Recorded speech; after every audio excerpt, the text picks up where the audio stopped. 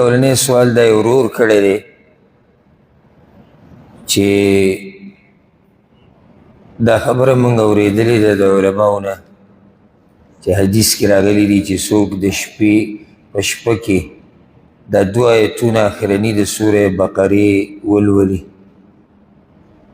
نو دا د ده دپاره کافي دی. سوال دا دی که دا دوه ایتونه سړی د شپې په دې منځونو کې په یو منځه کې ووایي، ماښام منځه کې دغه دوه ایتونه ووایي، ماسخوتن کې ووایي، نو دا به کافي که نه لازم دا د منځه نه علاوه په عام حالاتو کې لوستل غواړي دا دوه ایتونه؟ الجواب، صحیح بخاري صحیح مسلم کې حدیث دی د ابو مسعود رضی الله عنه وی رسول صلی الله علیه وسلم وی من قرأ بالآيتين من آخر سورة البقرة في ليلة كفته. څوک چې د سورې بقرې د آخرني دوه ایتونه د شپې ووایي دا د ده دپاره کافي دي. آخرني دوه ایتونه آمن الرسول دغه آیت دی، بیا ورپسې آیت دا صحیح حدیث دی، صحیح بخاري صحیح مسلم کې. او د ورور دا سوال هم ډېر مفید دی چې دا به لازم منځه نه علاوه بل څه حال کې وی که نه منځه کې هم ویلی شي. نو ګوره د حدیث کې داسې رسول صلی وسلم څه نه دي ویلي، خو داسې ویلي چې څوک یې د شپې ووایي. عامه خبره ده او چې کوم ځای کې الله رب العزت زموږ دپاره اسانتیا جوړه کړې موږ په زور ولې به یې کې چخچي وو چې نه دا منځه کې دي که منځه نه بهر. عامه خبره یې کړې ده، نو د دې نه دا واضح شوه چې که ته یې په منځه کې وی او که ځان له وی. یو سړی ماسخوتن لمونځ کې لګیا دی، یا امام دی یا ځان له کوي او ده په منځه کې دغه دوه ایتونه وو، یا په ویترو کې ووایي، یا د ماسخوتن په سنتو کې ووایي، یا یې د ماښام په سنتو کې ووایي.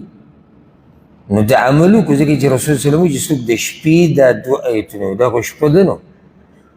بیا رسول صلی الله علیه وسلم دا نه دي ویلي چې څوک یې ووایي په منځه کې که نه بهر د منځه نه.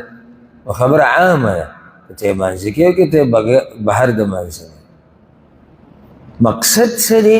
د شپې د دې دوه ایتونو لوستل دي.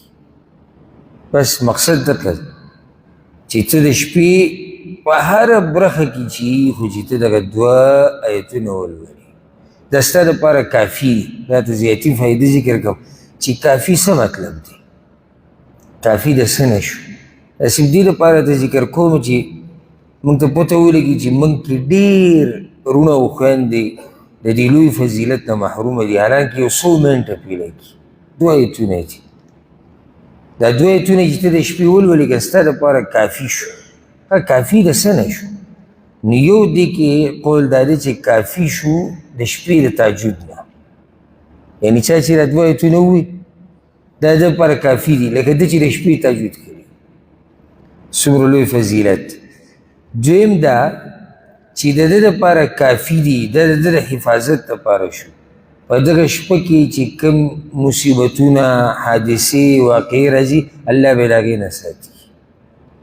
دریم دا چې دا د ده دپاره کافي دي دی اوس د شیطان نه الله رب العزت وساتو، د ساتنه وکړی شو، شیطان ده ته تکلیف دې شپه کې نشي ورکولی. دې کې بل قول دا دی چې دا د ده لپاره کافي دي. څه مطلب د ده لپاره کافي دي؟ وایي په دې چې کوم اجر ده ته میلاویږي نو هغه اجر کافي دی. دغه اجر یوازې پوره دی چې دا کوم په دوه ایتونو میلاویږي.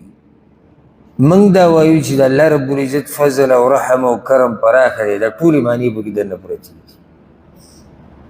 چې څوک د شپې دا دوه ایتونه ووایي نو یو خو دله الله اجر ورکوي تهجد،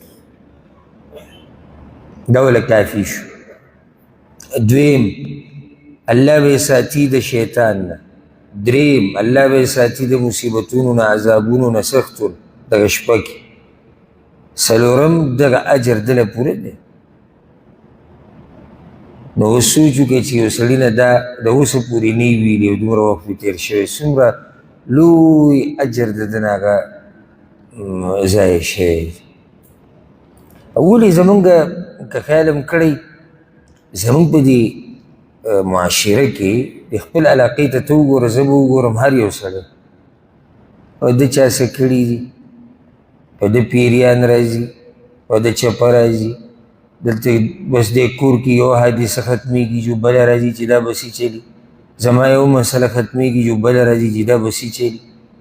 چېرته تا سوچ کړی دی چې ته د الله ذکر کوې، ته الله یادې، ته د سهار ماښام اذکار کې، ته د منځه نه بعد اذکار کې،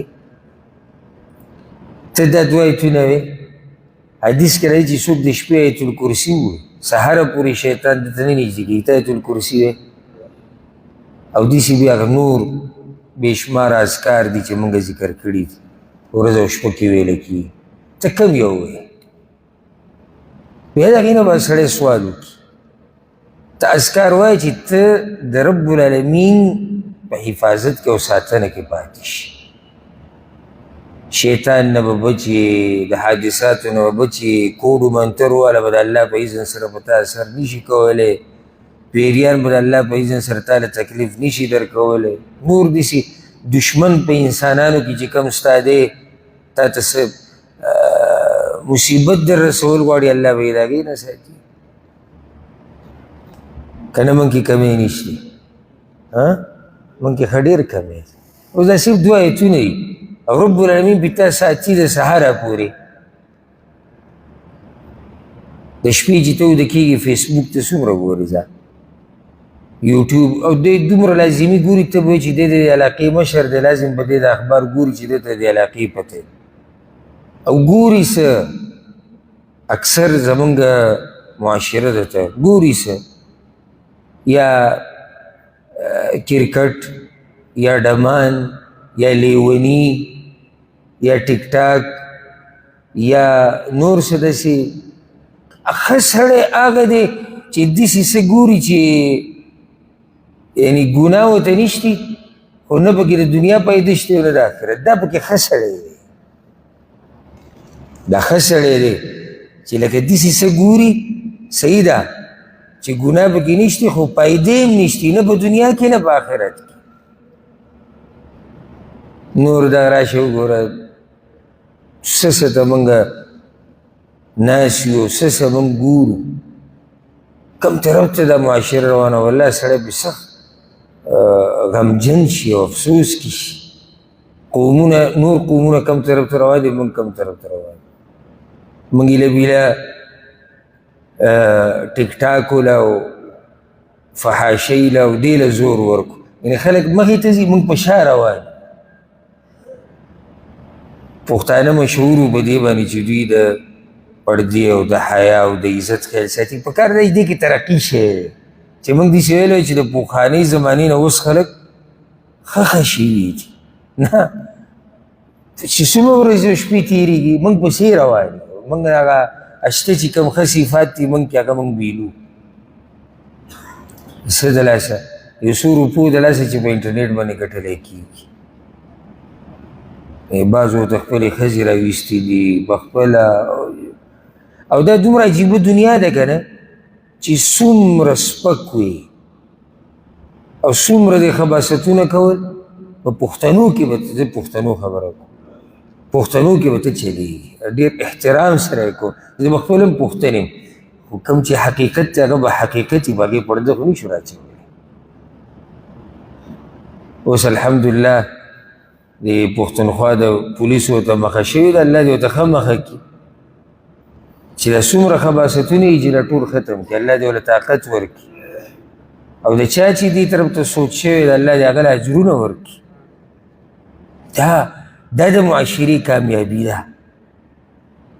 دا هغه حقیقي په معنو سره په پښتنو په معاشره باندې خفه کېده دي چې ته دوی ته هغه لارې بندې کړي کمې لارې چې د دوی د تباهۍ دي، او هغه لارې ورته کولاو کړي کمې لارې چې د دوی د کامیابۍ دي، که هغه دنیوي کامیابي ده او که هغه د آخرت کامیابي ده. رب العالمین دې زموږ دا معاشره د هر قسمه ګناه نه وساتي، او دغه خلکو ته چې په کږه لار روان دي رب العالمین دې ورته هدایت وکړي، الله دې پوه وکړي.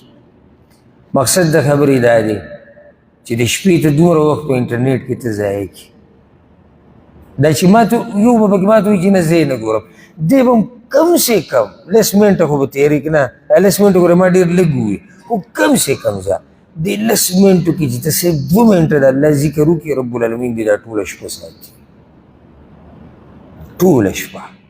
او سحر به راپاسې طبیعت به دې برابري او منزله به هم ځې، کېدای شي تهجد توفیق ته هم میلاو شي. موږ ټوله شپه انټرنیټ وګورو، سحر مونځ خو لاړ راغی ځکه چې انټرنیټ یې کتلی.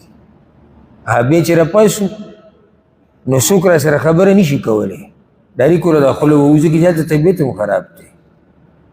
کار نه لاړ شو، د کار مزه نشته، کار نه شو کولی، مزدوري کې برکت نشته. ولې؟ ځکه چې موږ ټوله شپه خرابه کړې ده. نو نقصان زمونږ خپل دی او ګټه هم زمونږ خپله ده. که موږ چېرته د الله او د الله د رسول ومنله، که هم نه منله زموږ خپل تاوان. والله اعلم.